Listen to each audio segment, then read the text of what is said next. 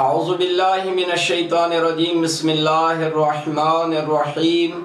محترم سامعین و ناظرین، السلام علیکم ورحمۃ اللہ۔ معارف اسلامیہ میں ہم آپ کا خیر مقدم کرتے ہیں۔ ہمارا آج کا درس ہے مومنین کے حقوق کے بارے، کہ ایک مومن کا دوسرے مومن پر کیا حق ہے۔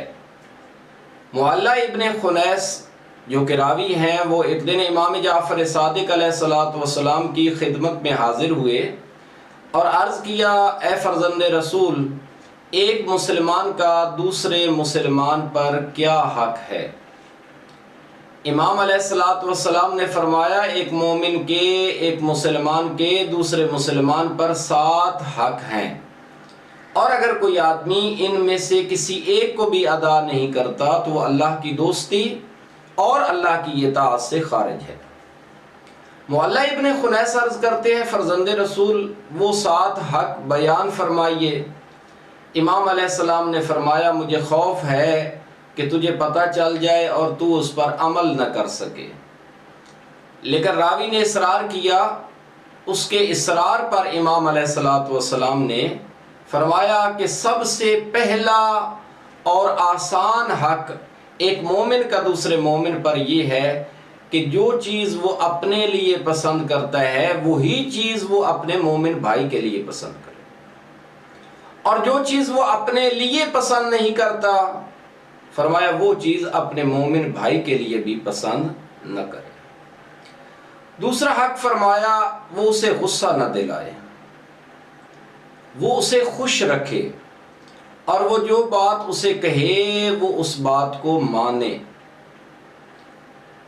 تیسرا حق امام علیہ السلام نے فرمایا کہ ایک مسلمان کو دوسرے مسلمان کے لیے جان، مال، زبان، ہاتھ اور پاؤں سب کے ذریعے مددگار رہنا چاہیے۔ زبان کے ذریعے بھی اس کا مددگار ہو، ہاتھ پاؤں کے ذریعے بھی اس کا مددگار ہو، اور جان اور مال کے ذریعے بھی ایک مسلمان دوسرے مسلمان کا مددگار رہنا چاہیے۔ چوتھا حق فرمایا، ایک مسلمان کو دوسرے مسلمان کے لیے مثل آنکھ ہونا چاہیے۔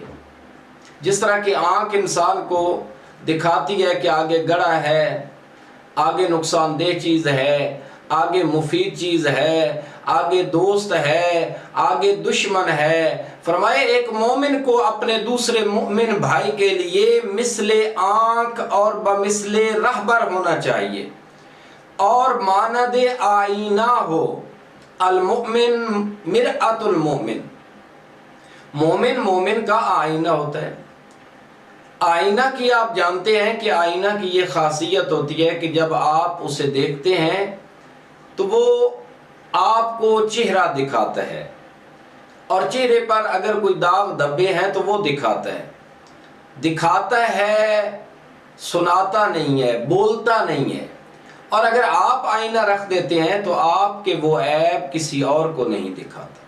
فرمایا مومن کو مومن کے لیے آئینہ ہونا چاہیے، جب مومن اس کے سامنے آئے تو اس کے سامنے اس کی خامیاں اور خوبیاں بیان کرے علیحدگی میں، اور جب وہ اس کے پاس سے چلا جائے اور دوسرا آ جائے تو پہلے کی خامیاں اس کے سامنے بیان نہ کرے۔ فرمایا مومن کو مومن کے لیے آئینہ رہنا چاہیے۔ پانچواں فرمایا، اگر وہ بھوکا ہو تو تم بھی کھانا نہ کھاؤ، اگر مومن پیاسا ہو تو تم بھی پیاسے رہو، اور اگر وہ مومن کپڑوں کے بغیر ہے، اس کے پاس کپڑے نہیں ہیں، تو تم بھی کپڑے نہ پہنو۔ یعنی مطلب یہ ہے کہ تب تک تم کھانا نہ کھاؤ جب تک اس کو نہ کھلا لو، اس وقت تک پانی نہ پیو جب تک اسے پانی نہ پلا لو، اس وقت تک اپنے کپڑوں کا انتظام نہ کرو جب تک ایک مومن بھائی کے کپڑوں کا انتظام نہ کر لو۔ فرمایا چھٹا حق یہ ہے کہ اگر آپ کے پاس خدمت گزار ہیں، آپ کے پاس نوکر ہیں، لیکن اس کے پاس خدمت گزار اور نوکر نہیں ہے، تو فرمایا اس مسلمان کو چاہیے کہ اپنے خدمت گزار کو اس کے گھر بھیجے تاکہ وہ اس کا کھانا بنا کر آئے، تاکہ وہ اس کا بستر بچھا کر آئے، تاکہ وہ اس کے کپڑے دھو کر آئے۔ امام علیہ الصلوۃ والسلام نے فرمایا ساتواں ایک مومن کا دوسرے مومن پر یہ حق ہے کہ اگر وہ تمہیں کسی کام کے کرنے کے لیے قسم دیتا ہے تو اسے ضرور کرو، اور اگر وہ تمہیں اپنے گھر میں کھانے پر دعوت دے کہ میرے گھر کھانا کھا جاؤ، تو فرمایا اس کی دعوت کو ضرور قبول کرو۔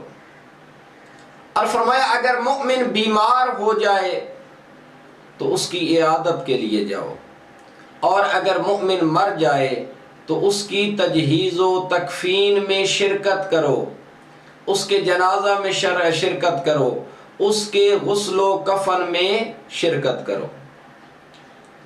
اور اگر فرمایا آپ کو معلوم ہو جاتا ہے کہ اسے کسی چیز کی ضرورت ہے، تو امام علیہ الصلوۃ والسلام نے فرمایا اس سے پہلے کہ وہ اپنی ضرورت تمہارے سامنے بیان کرے، تم بیان کرنے سے پہلے اس کی ضرورت کو پورا کر دو۔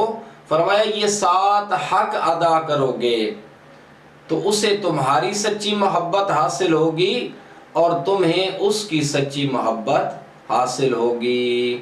السلام علیکم ورحمۃ اللہ وبرکاتہ۔